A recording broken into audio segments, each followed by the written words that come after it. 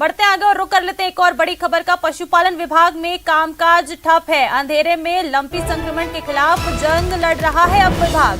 बड़ी खबर इस वक्त की, पशुपालन विभाग में कामकाज ठप हो गया है। बता दें कि पशुधन भवन मुख्यालय में 4 दिनों से बत्ती गुल है। पिछले 4 दिनों से पशुधन भवन का विद्युत ट्रांसफार्मर जला हुआ है। विद्युत ट्रांसफार्मर जलने से मुख्यालय से विद्युत सेवा ठप हो गई है। साथ ही बिजली नहीं आने से अधिकारी कर्मचारी भी नहीं पहुंच पा रहे हैं। पशुधन मुख्यालय पशुधन विभाग द्वारा निजी स्तर पर बता दें कि विद्युत ट्रांसफर लगाया गया है। ज्यादा जानकारी के लिए बात करेंगे हमारे सहयोगी राकेश से। राकेश, क्या कुछ जानकारी है? बिल्कुल, देखिए, जिस तरीके से राज्य सरकार लंपी वायरस के खिलाफ एक युद्ध स्तर पर लड़ाई लड़ रही है, उसी में कहीं पशुपालन विभाग के जो अधिकारी हैं उनकी बड़ी लापरवाही सामने आई है। क्योंकि जिस तरीके से चाहे वैक्सीनेशन के अभियान की बात हो या पशुओं के उपचार की बात हो, तमाम तरह की जो सेवाएं लगभग ठप पड़ी हैं। क्योंकि पशुधन मुख्यालय पर पिछले 4 दिन से बिजली नहीं है और यहाँ तमाम कंप्यूटर, लैपटॉप, नेट सब बंद है। पूरे विभाग पर ताला जड़ा हुआ है। कोई अधिकारी कर्मचारी इस पशुधन मुख्यालय पर नहीं पहुंच पा रहा है, जिससे राज्य स्तरीय जो एक मॉनिटरिंग की व्यवस्था राज्य सरकार ने दी थी वो पूरी तरीके से ठप पड़ी है। यानी अब लंपी वायरस को लेकर के ना तो पशुपालन विभाग कहीं पूरे मामले पर गंभीर है और जो जिम्मेदार अधिकारी हैं, हमने उनसे फोन पर वार्ता की, लेकिन हर अधिकारी अपना पल्ला झाड़ने की कोशिश कर रहा है।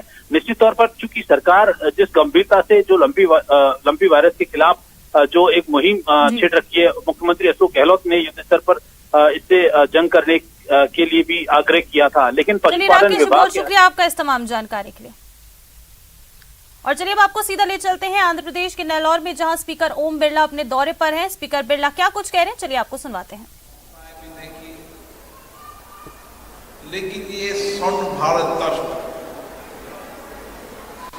अपने आप में, जैसा वेंकैया नायडू जी का, उनके परिवार का, उन्होंने अपने मित्रों को जो दिशा दी, वैसे उनकी सोच को परिलक्षित करते हुए कि समाज के अंतिम व्यक्ति के जीवन में सामाजिक आर्थिक बदलाव कैसे ला सकते हैं, आज मैंने स्वर्ण भारत ट्रस्ट के अंदर देखा। क्योंकि वर्षों तक मैं भी सामाजिक राजनीतिक जीवन में हूँ, कई संस्थाओं में, कई ट्रस्टों में जाना हुआ है, लेकिन यहाँ पर वो दूर दराज गांव के अंदर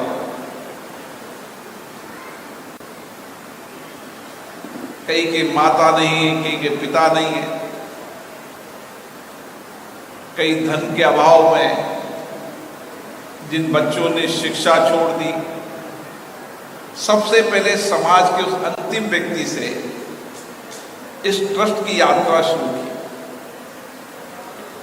उनको अच्छी शिक्षा, अच्छा संस्कार, अच्छी संस्कृति, ताकि वो अच्छी शिक्षा संस्कृति प्राप्त कर देश का एक सर्वश्रेष्ठ नौजवान बन सके। उनको गांव ढानी से लाकर, जैसे ही वेंकैया नायडू जी की का संवेदनशील और मातृत्व और हमेशा संवेदना उनके कार्य में, उनकी संस्कृति में रहा है, उसी तरह उनकी बेटी दीपा जी ने भी देखा कि किस तरीके से एक परिवार की 4 बच्चियां, जिनके माता पिता उनको पढ़ा नहीं सकते थे, संभाल नहीं सकते थे, पिता नहीं थे, उनको पढ़ने के बाद अखबार में वहाँ लाना और उनको पूरी शिक्षा, संस्कृति, ज्ञान देने के साथ जब तक उन पेड़ों पे खड़ी न हो जाए, जब तक उनकी शादी न हो जाए, उनको एक बेटियों की तरह पालना, ये एक पिता के ही संवेदनशील संस्कार है।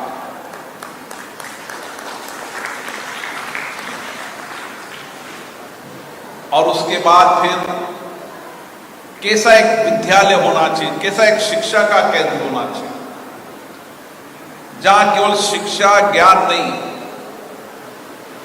उसकी बहुआयामी प्रतिभा का कौशल हो, कुशलता हो।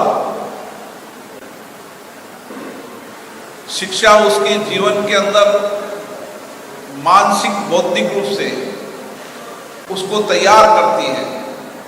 लेकिन बौद्धिक रूप से तैयार होने के बाद उसकी कार्य कुशलता, उसकी शारीरिक क्षमता का विकास, आध्यात्मिक संस्कृति हो, जीवन जीने की सही कार्यशैली हो, उसके लिए भी एक विद्यालय चलाना और विद्यालय में इसी तरह का अध्यापन और संस्कृति का काम देना। उसी तरीके से जो दूर दराज के गांव के बच्चे हैं उनको स्वर्ण भारती विद्या मंदिर के माध्यम से उनको इस राज्य की, यहाँ की भाषा, यहाँ की संस्कृति और उसके साथ साथ वर्तमान आधुनिक शिक्षा देने का काम भी इस ट्रस्ट के माध्यम से करा गया। स्वर्ण भारत ज्ञान केंद्र, जिसके माध्यम से इस संस्था ने किस तरीके से आने वाली परिस्थितियों को देखते हुए हम बेहतरीन कार्य कुशलता के साथ उसको स्किल्ड कर सके, उसकी कुशलता को बेहतरीन कर सके।